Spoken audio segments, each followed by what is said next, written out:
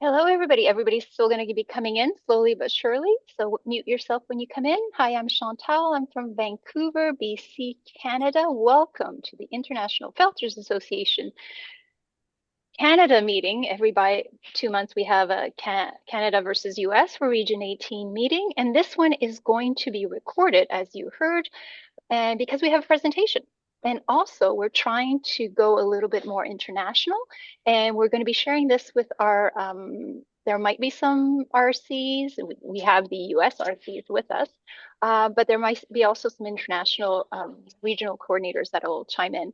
And for the rest, it's also going to be available for everybody to see. So if you're going to say silly things like I do, just know that it's being recorded.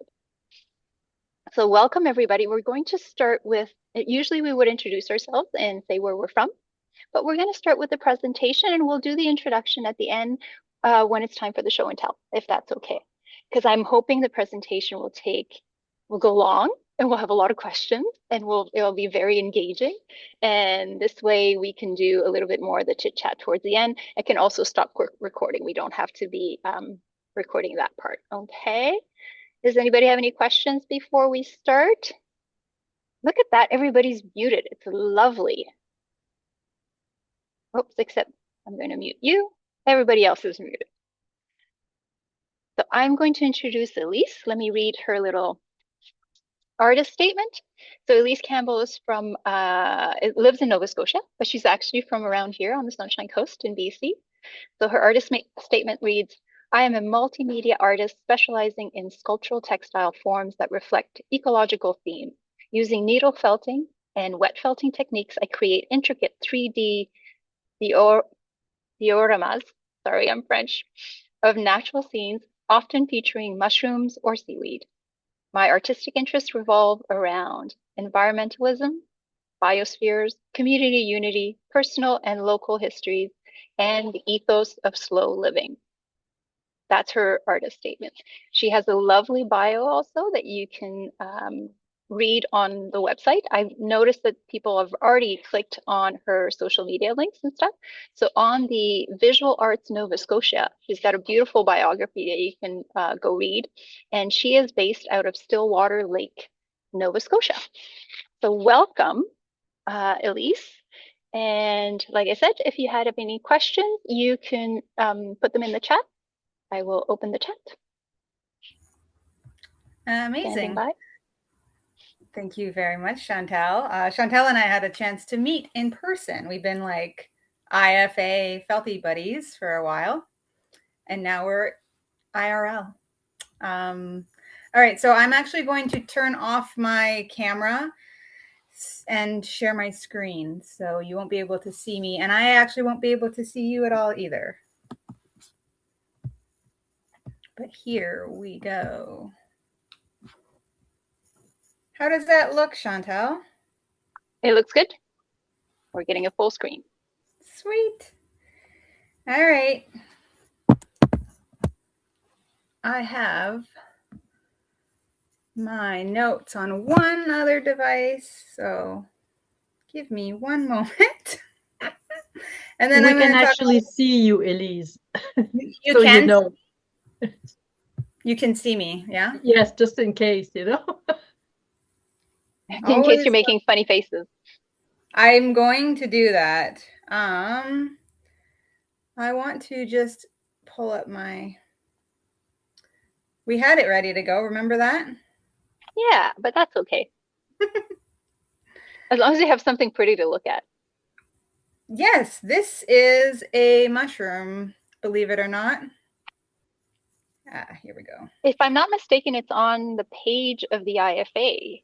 Did I not see that? You know what? I just saw that. Yeah, I was looking at the IFA and then boom, woolly mushroom. That was me. Okay, great. Thank you for your patience. Here we go. Honestly, though, thank you guys all for coming. It's really an honor to get to share my passion for the power of scale with all of you. I'm really interested in elevating my felt, elevating textiles, elevating felt making, like across the globe. I'm always wanting to grow as an artist, and I love the idea of sharing what I can to help others also get the confidence to scale up and really go after your dreams. So this is my studio. That's me making not a scaled up mushroom. And I have been felting for over 10 years, and I've been scaling up my work for the last 5 years.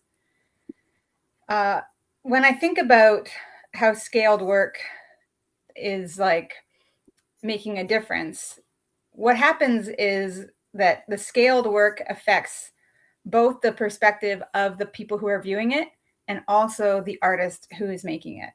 And that's what's happened with me. Scaling my work up has really changed me and my practice. You may have seen this one in the email. I'm talking about scale as being magnetic. And I mean that actually physically, like when you see the work, you are drawn right toward it. If you didn't know me and had never seen my work, and I said, oh, I make felted mushrooms, what do you probably think? That I'm like probably making ornaments, right? Smaller mushrooms. But when I show you what I'm actually doing, like these, 3-foot mushrooms behind me, what happens is there is a surprise that happens. It's like a dichotomy, like something has changed. And that shift in what you're anticipating and what you actually see is jarring enough to gain interest and even like a little bit of a pull. That's the magnetism. So when something is you have an understanding of it, but it's a little bit different, that is what inspires curiosity. So this is a picture of a stranger, I don't know who that is, taking a picture of a morel mushroom that I made. These works were on display last year at Collect Art Fair in London. Yes. And this, I could do a whole presentation on trying to get into an art fair in like an international one and being shortlisted and then not making the cut and then trying again the next year. It was a whole thing. But when the work, like when the physical magnetism is there, there is a presence of the work because you can see it from across the room. Right? When something is far away and somewhat recognizable, but still like, what is that? It will draw people toward it. And that's what was happening in this photograph.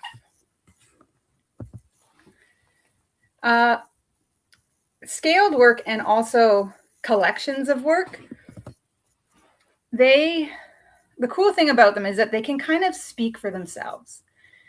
So when the difference between crafting and doing this as a hobby and becoming a professional artist is that people expect your work to have a meaning. They're like, well, what does it mean? And as somebody with no formal arts training or art history, that was actually pretty scary for me to go through, thinking like, what do you mean my mushrooms have to like say something?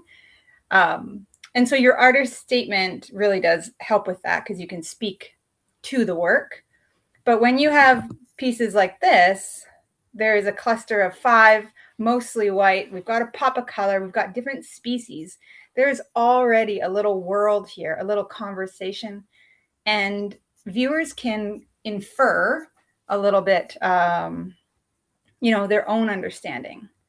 So collections of work are kind of able to speak for themselves. And that can be really helpful. One thing that we all have in common is materiality, right? There's a tactile connection to our work. So people are really attracted to things that are a little bit familiar. I don't know if you've ever stood in front of a piece of art, maybe abstract, and it just isn't landing for you. Like, is unrecognizable, not really giving you anything, that doesn't mean anything about the art. But when there is a recognizable form or material, you've already made a connection. And so I have that with my mushrooms, because people see a mushroom and they know what it is and they have some kind of experience with it. Doesn't mean they like it, right? I used to hate mushrooms as a child, but you could see this and think, oh, my uncle used to, go foraging for chanterelles. The point is to get a little bit of familiarity, a connection with your viewer. And so the thing that we all have going for us outside of form is that every single person in the universe every day comes into contact with textiles. So people understand textiles and fabric in their own world, but then when they see it in this different non-utilitarian function, right? It's a sculpture. It creates a kind of curiosity. It's like, this is familiar, but also I don't quite understand. So the familiarity with the material or the form is what's really engaging, and it will draw people toward our work. And that's really how scale is accessible. The familiar form, the familiar material, but the unexpected size. That's what gets people in the door who are not familiar with our work, right? It's like, it's a little bit uncanny. So this piece was on display in Collect as well. And I remember overhearing one of the executive directors of a craft council out here in Atlantic Canada, not saying which one because there's several. I overheard her talking to just a passerby about, my work. And she was saying, oh, she's very, interesting how she works with both fiber and wood. And afterwards I came up to her and I said, did you tell somebody that I was working with wood? And she's like, yeah. And I said, this is just wool. This is wool and it's silk. And she was telling people it was bark. So it's like this uncanny, it just expands viewers' minds. And I think that's a really beautiful and unexpected thing that we can do. The other thing we can do is create tension. We've got this material that is soft and warm and tactile, but can totally make it visceral, make it emotional, create vulnerability, right? You can tell this is a human heart, and the size is kind of like, whoa, that's a little bit jarring. But then there's, a naked woman holding it, and that is somehow comforting, but it's also unsettling, right? What kind of a hold is that? We can create like something raw and real. And that, whether or not people like it, they're kind of, you have to stand there and sit with that discomfort for a moment. It can be really powerful.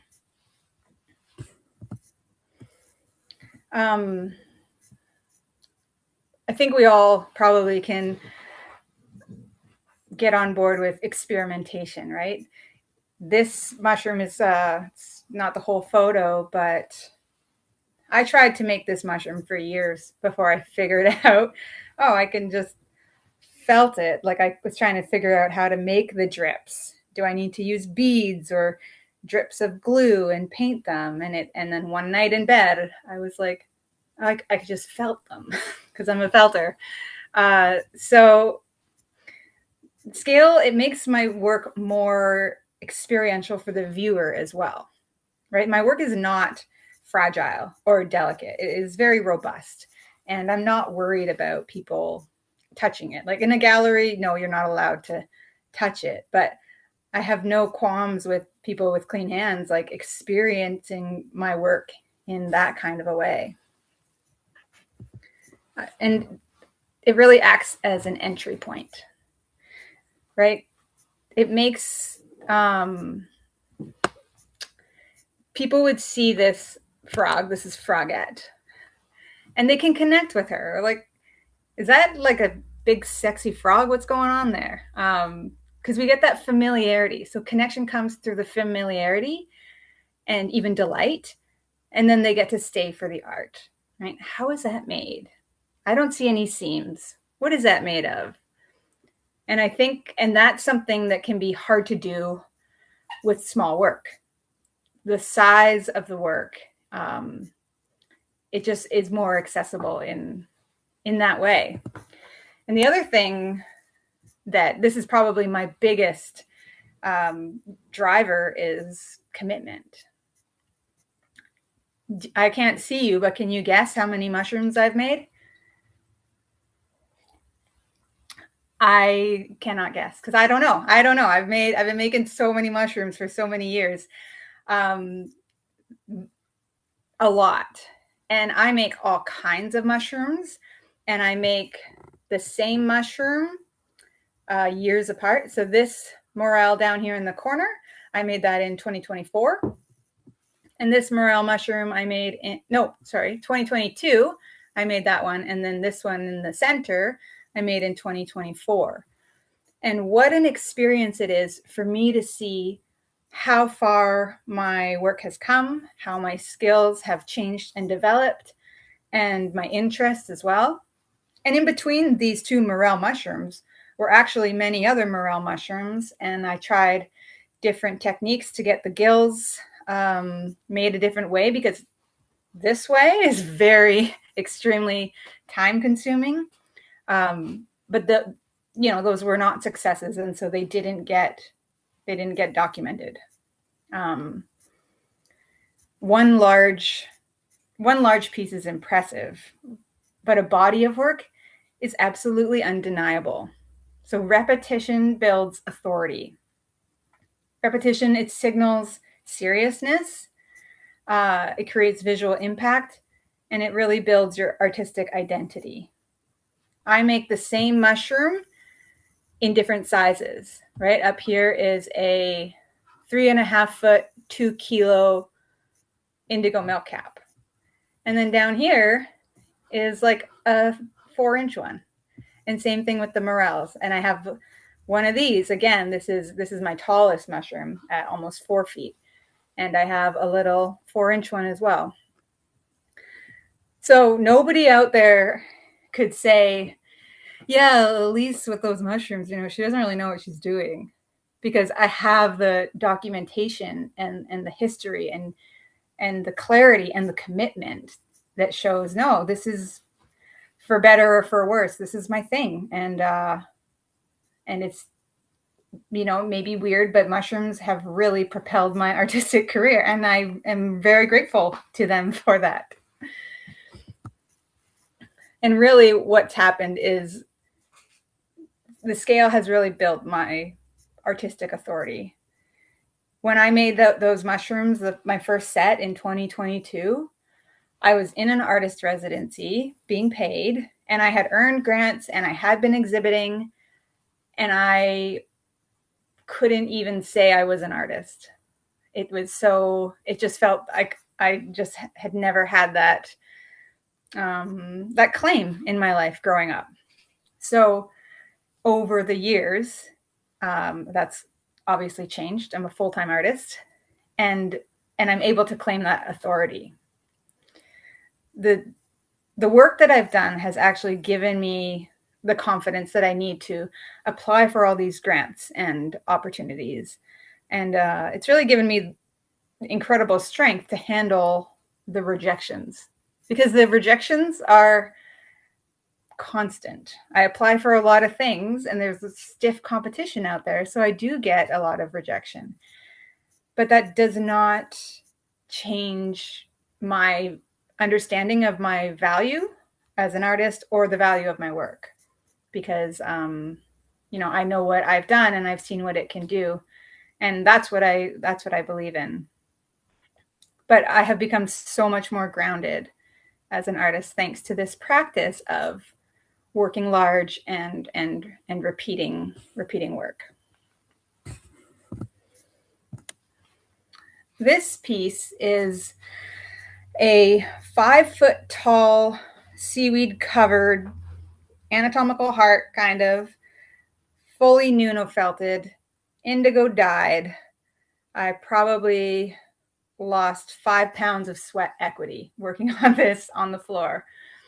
But this piece is it has to be experienced in a different way. When you can create large works, it can actually change the dynamic of a space, right? So if you think about a gallery and you go into it, you're often seeing works on the wall, works on plinths. And when the work is so big that you have to move your body around it, like you have to navigate this piece to see it, you are really affecting such a large space. And I think it's really powerful to be able to do that with your art, with our woolly art. Oh, that's my blank slide.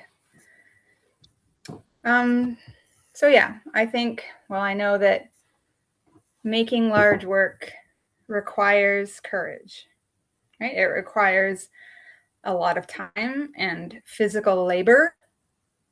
Like, oh my God, so much physical labor. There's risk to it. There are storage issues, and you don't know if it's going to sell, because who really has the space for a 3-foot tall woolly mushroom in their home? Not really me.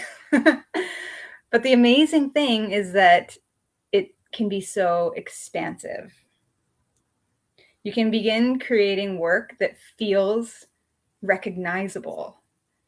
You know, I'm sure a lot of us can see Felted Art by Fiona Duthie and know, without seeing her name, oh, Fiona Duthie made that, because she has signature, right? And so when you begin to work in this way, you actually can develop your own artistic signature, and it's beautiful. Your work looks more intentional. You feel more intentional about it, and it comes across as cohesive. And that's what I really like. So I don't know, maybe you're interested in this, but it feels like a lot. Practical entry points are just, make your work a little bit bigger. If you're making vases, you could make them a little bit bigger. Just get outside of your comfort zone. It does, and the work, when I say scaling, it doesn't have to be big. That's not necessarily feasible for everybody. But you could work in multiples, and that's scaling your work, right? Creating a whole bunch of something similar. Designing for the space is a big one. If there's a gallery that you are desperate to show in, or that you love to visit, or it's like a city away and it would feel like really a step up to get your work in there, you can go to the gallery, stake it out. You can download their floor plan. All galleries have a floor plan. And then you can create work that has a spot in the gallery. Like, this would look great by the window, or I want to fill the floor up with 100 mushrooms, small ones that you kind of walk through like a forest. When you apply to the gallery and you already have an idea of where things might possibly could go, you will be taken seriously, because you're researching and you're developing with intention. And so people will see, oh, she's a serious textile artist. And then documenting is really important. It can be hard, I find, to document one-offs, but when I have a body of work or a collection, or I'm working for like a show or an exhibit or a residency, something that has like a launch, that documenting feels very important. I actually have a big bit of a launch coming up next month, and I'm really excited, but I ended up hiring a photographer to come to the studio and get all these these images because this shows that she's a serious artist. So documenting your work is a really good entry point for leveling up in that way. This, this guy. This is actually one of my newer pieces.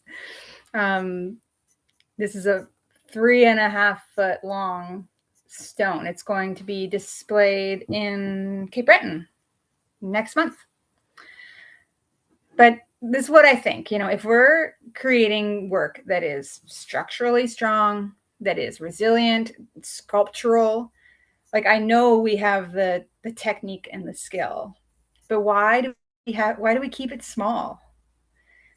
And really, scale is not about size. It's actually about your ambition. Yeah, so I don't know. If this direction excites you, I hope you will explore it in your own way. And that's me. So seriously, thank you very much for all of your lovely attention. This is my contact info. You're welcome to email me. That's my socials. And I'm happy to, just engage about this kind of stuff and grow a community of other people who are really wanting to work professionally and grow their practice. So yeah, you can take a picture of that. I'll stop sharing and then we're done. Thank you. Thank you so much, Elise. I felt like we just had a professional development session instead of just a show and tell, right? So it's a little bit more artistic and a little bit more practice based that we usually have, which is excellent because a lot of people don't know how to bring it to the next level. And I think that's a great thing. We only had one question in the chat, but anybody that wants to ask a question, to put your hand up, unmute yourself and ask the question. I will ask the one that was in the chat, which was Linda, which is for your first picture. How do you make the stem? Which is that yellow mushroom. That's like, so. Oh, Chantal? Like this one? Where am I looking at? Yeah. At me? Yes. Yeah, so all of my mushrooms have an internal armature of wood and wire typically. This one has a wooden dowel and it has wire because I wanted the gills to have flexibility. So the wire actually comes up and goes out. And then it's needle felted. And that's only needle felted. A lot of my work, most of my work, I usually actually make a wet felted skin and we'll wrap it. So the top of this is a wet felted skin and all of the gills are wet felted, and that took me one lifetime. It was really, I had a lot of alone time while I was doing that. And then everything is weighted. So usually I have a glass base fully wet felted around to create that stability, because pieces, especially a lot of mushrooms, are top heavy, right? So they have to have a very strong sound weight, especially when, work is traveling, being mailed. I have to know that it is secure, and when somebody gets it, it's just going to plunk down and not move. Jane, you had a question? You can unmute yourself. I saw somebody put their hands up. I thought it was Jane. I think it was me, actually. Yeah. Okay. Chris, who's? I'm not used to having so many people. There's two pages. There's two pages of you. Christian, go ahead, and then Chris. Sure. Well, the answer, she part of the question that I was going to ask, but one thing I wanted to know is, when you created your rock there, what was your filler inside? Because you obviously put some wire and things like that, but what else did you have inside the rock to make it so sturdy? By the way, it's a beautiful rock. It looks really real. Thank you. The rock is actually all wet felted over a resist. So it there's no wire or anything like that in there. Okay. But I bought recycled fiber fill from World of Wool. So it's actually stuffed with 10 kilos of recycled fiber. That's heavy. That will weigh it it's, down. it's Yeah. huge. Yeah. like a rock. Chris, Yeah. hold on to your question. I'm just going to Sure. go into this other question because it kind of goes with that. How Okay. do you ship such big, heavy pieces from Michelle? Right? That's such a conundrum. Well, truthfully, I'm not shipping them myself yet. When everything went to London, I was working with the Atlantic Craft Alliance. So I had to package them up, and I did have help with that. But I had to basically create some boxes, like my 4-foot long trumpet mushroom. It's a lot of bubble wrap and a lot of notes, like do not stack and things like that. But so the shipping, they went in crates so that the box is well packaged. They go in crates, and then the crate gets moved, on forklifts. And then for the other pieces, like my stone is getting picked up in a couple of weeks, and it is going to be driven to the location because, yeah, I can't imagine shipping that. Yeah, it's That not is that such far away. a deterrent to making big stuff is the shipping. If they Yeah. get into shows, you go, oh, it's like now I have to ship it. Yeah. Right? Yeah, I mean, if you're like, I like the idea of working with panels and things that can be very lightweight and also rolled up and shipped in that way, and then you can still get that whole expansive experiential exhibition without having big clunky pieces. Clearly I'm not there yet. I like the heavy sculptures, but yeah, great We're idea. going to be driving. We're going to be driving our work to where it needs to go. So we submit within a driving distance. Yeah, 50 kilometers. Chris? Yeah, so a couple of the questions were already answered because I had so many, but there is still one. Tell us about your studio, because there was that one picture with the garage door that had glass in it that lifts up, and is that like right at your home? Yes. So my studio has been through the ringer. I read that. Yes. Yeah, it was built in 2021, and right like a garage at the top of my driveway next to my house. And then we had this horrible flood. People died. Like, it was very bad 2.5 years ago.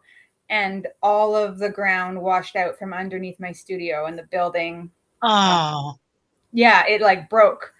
And so it had to get demolished. It was actually pretty terrible because I lost a bunch of material and work, and that was a sad time. Thanks for bringing that up, Chris. But since it's been rebuilt, so it's actually, it looks like a garage. It has this huge garage door because I wanted all the windows. And it is unfinished, which is not what I asked for, but I'll have to get some wallpaper or something. So yeah, That's it is okay. full of wool in here, and right next to my house. So. And good lighting, obviously. And I just say that because it looks so fantastic, and I know what you went through. So I'm really pleased to see that it's back and it's fabulous, and it's just a really lovely place again. So That's really nice of you. It really seriously broke my heart when it got flooded out, and you sent pictures of the foundation just. Oh, yeah. I will say, though, that photo was highly edited. So. Okay. Okay. And we have to thank Chris for getting Elise into the IFA.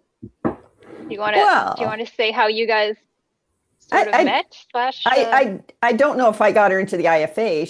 She managed to find her way into Felt Future Canada.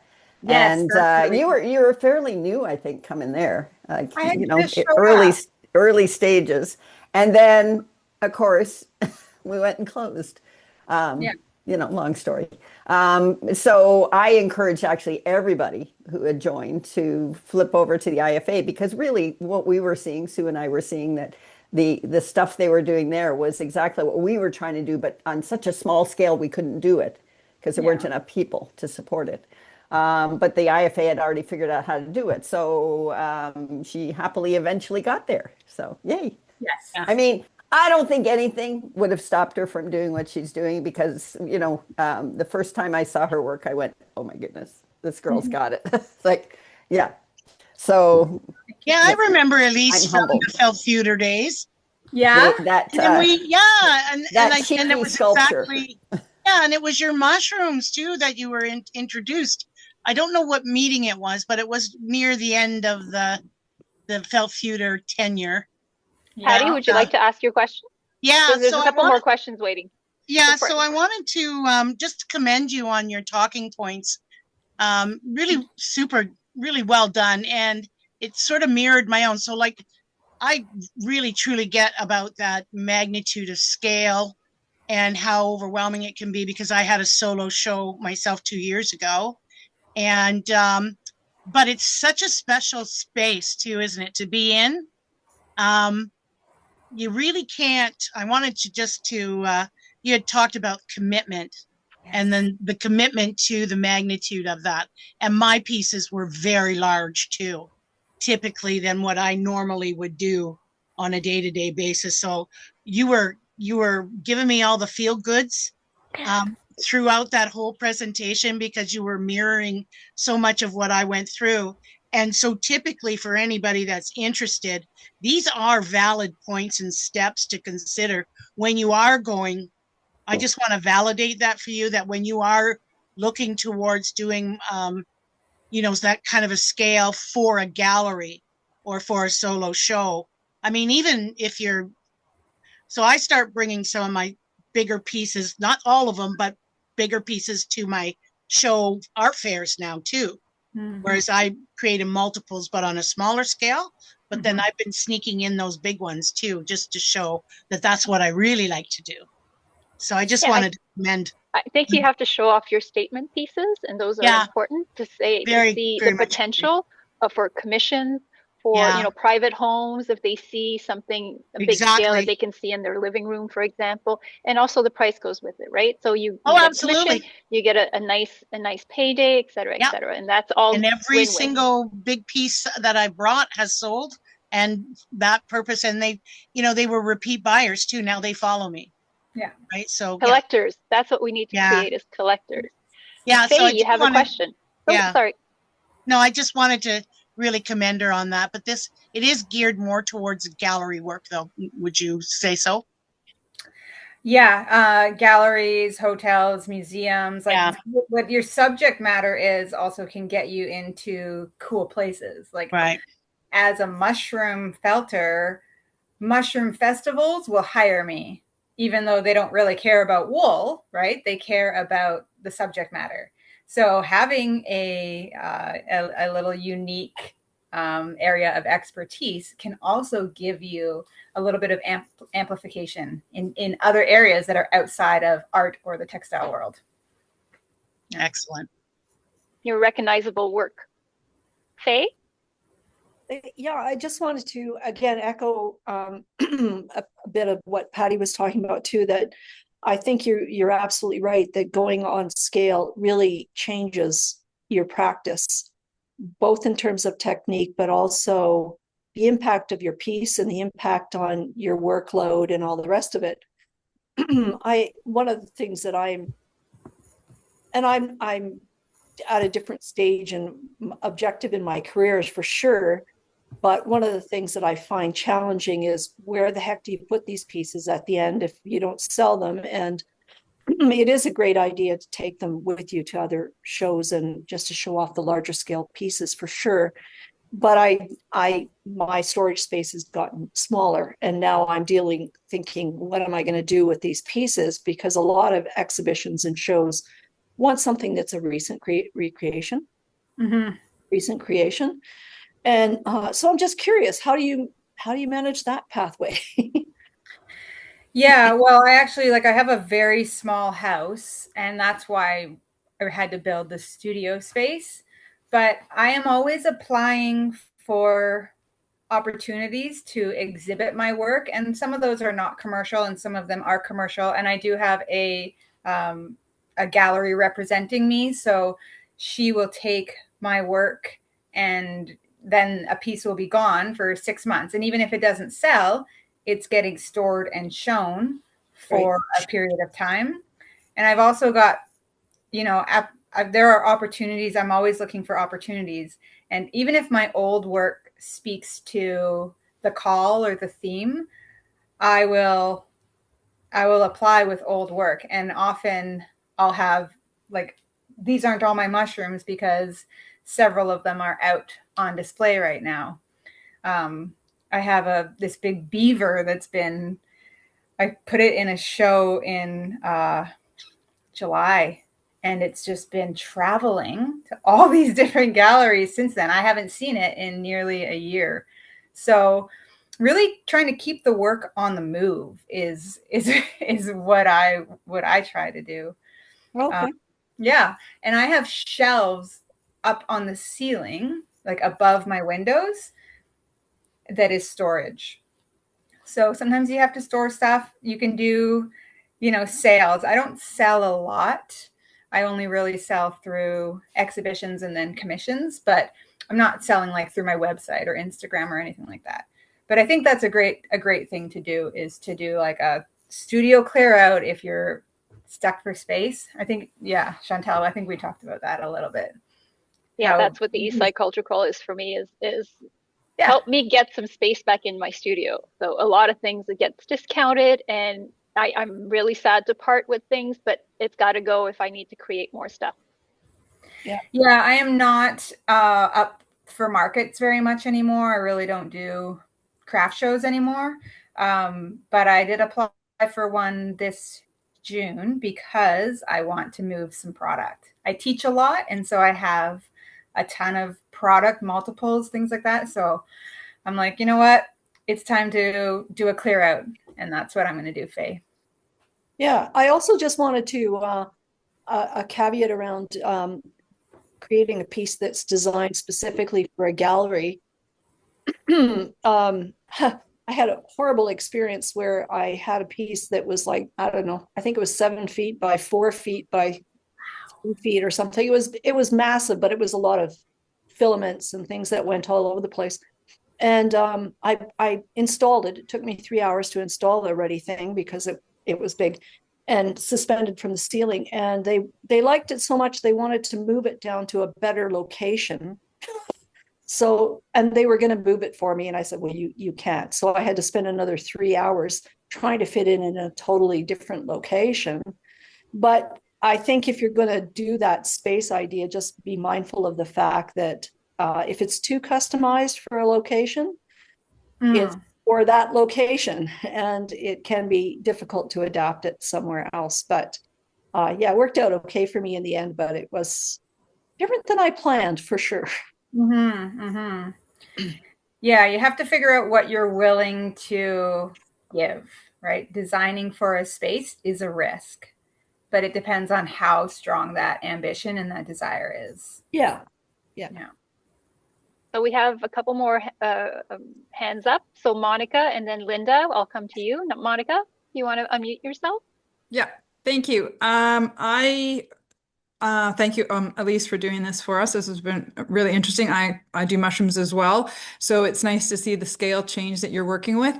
But I would like to know, you said you've been felting for 10 years. What were you doing before that?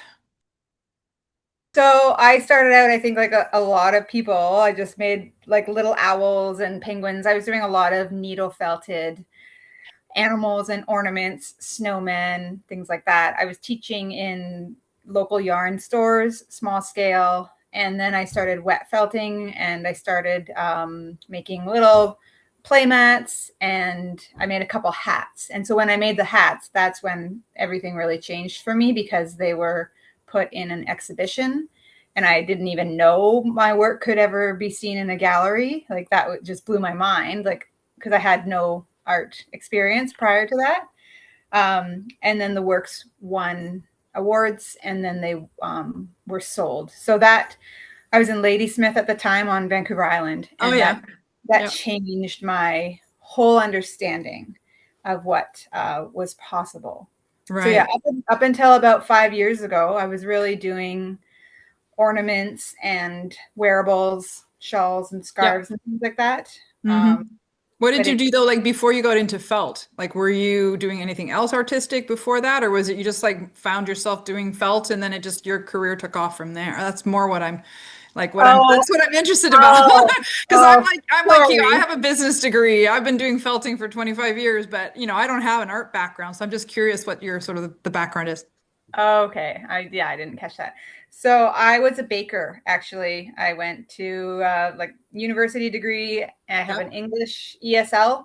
I was an ESL teacher and a baker. And then when I got pregnant with my daughter, that's when something changed in me. We call it nesting. And I was like, I have to make her things. Like I gotta make stuff. And I started crocheting. And so I crocheted for 2 years. And then my sister, who is an incredible knitter, she was like, you gotta try felting. So yeah, I only crochet. I did a little bit of like fiber arts, but felting, I mean, I've never looked back. Yeah, I know the feeling. Good for you. You're obviously in the right niche for your fiber art. Thank you. I think these are all art people. We all came about felting in the same way, in the same passionate way. Linda, and then Kimberly also has a question. Yeah, Linda I have two questions about these orange beauties. The tall one behind you. Okay. Have you ever thought of making? Yeah. Have you ever thought of working in parts and then attaching them? That would be a different way to ship. And also, I'm very curious about that base because it looks like things might fall over. And I would expect that the base would have to be wider. And it seems to be, doing the trick. Okay. I'm kind of surprised at that. Yeah, so this is actually made into parts. The stalk, the stem is made, and then the cap is wet felted outside of that separately, and then they are felted together. Oh, they're felted together. Yeah, they're felted together. No sewing or anything. I really don't like sewing. I'll do it if I must, but yeah, always I'm making the mushrooms in 2 parts. And so, yeah, the base is like, it's totally attached and secure. This is actually crystal. So it's not just glass, and it's extremely heavy. And it is all wet felted around. So it's a really, really secure, tight connection. And then it is the wooden dowel is glued into the base of the crystal. So it's fully very, very secure and, won't be damaged. Yeah. Does that answer everything? Absolutely. Thank you. Okay. Kimberly, you have your hand up. Do you want to unmute yourself and ask the question? Yeah, thank you. I'm in the States, in San Jose, California. So, and I'm wondering you were talking about having them in gallery spaces and different things. I'm wondering if you or if anybody else has tried like for another kind of outside of the box space for having your works and potentially selling them is in like the high-end furniture stores, things like that, as kind of like accent pieces for the home. And if that is an avenue that's worth pursuing, or if that's like, it just doesn't work out. Oh, no, I think it definitely works out. There are for sure felt makers who are creating for homes, for interior design. Well, I went on Flora's felting tour in Hungary 2 years ago. I got a grant from the Canada Council for the Arts to do that as a professional study. And there was an interior designer turned felt maker on that tour. And so she was really interested in learning how to create panels and pieces that are statements for the home. And I know that Chantal can speak to this as well because she does that. I have dreams of that, but I'm very, I'm like a boom. I just keep coming back to real sculptural work. When I did my show in Collect, I had this great curator, and he said to me, Elise, if you want to really make a go of this, you've got to take the forest floor, because I was creating mushrooms, and turn it 90 degrees. He told me, you got to get your work on the wall. And he actually made me put a couple of my mushrooms as wall mounted. So I worked with a woodworker to get some, fine woodworking stands and mounts made to get my work on the wall. So absolutely, if you are dreaming of creating work for interior design, there is a space for that for sure. Chantal, do you want to talk about that? It's hard to get into. I had an interior design that grabbed some of my birch sticks and had them in. She had a shop. She ended up opening up a shop. She first asked for a commission for a house, and I did some custom ones for her, and then put them in the shop, or her design shop, interior design shop, and it stood there for like 3 years. It sold like 4, and then now just last year they all sold, but they're not asking for more. It's one of those, they didn't know how to ship it. If like everything was online, they didn't want to ship it because it's wood, it's a cedar bar. But I mean, I do custom work for walls for people in their homes. Often it's people that have I'll say a fetish for wool, and they're like our people. And they come and they want you to do the stuff that you do. And those are ideal customers, but they're few and far between. It's really hard to get into the design world. And I see Fog and Fury, for example, does a lot of custom interior pillows and throws and things like that. And she seems to be in with some of the interior designer in, I'll say, San Francisco, US.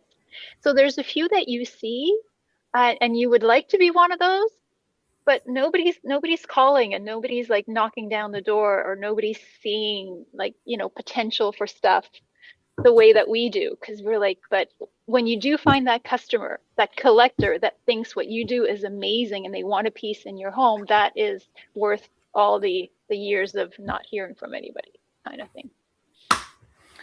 I was actually in a Pilates class a little while ago, and she had all of these wool panels. Now they weren't hand felted, but it made me think like, man, wouldn't that be great to have Better. like, yeah, way better. But the panels are so good for soundproofing. So like podcast studios, if you can find somebody who wants to spend money on high end and beautiful and functional work, I mean, you've made it. I feel like a lot of restaurants nowadays, every time I walk into a restaurant, I'm getting old, getting at that age of like, they need more felt. Like they need some stuff for the soundproofing and some of the bouncing. Yeah, the bouncing off the walls. Everything is so modern and hard surfaces. So 1 for the warmth and 2 for the sound. And yeah, so, but again, it would have to be like cold calls. Hey, hi, I'm so and so. And yeah, so unfortunately, we don't have felt art dealers that can just go and shop us around. Wouldn't that be anybody want to start that profession? I would give you 20% off the top right away. Go for it. So if anybody wants to do that part, is spreading the felting world and seeing all the possibilities. Well, thank you so much. Anybody else have any other questions? We'll introduce ourselves for the people that haven't been here before. This is lovely.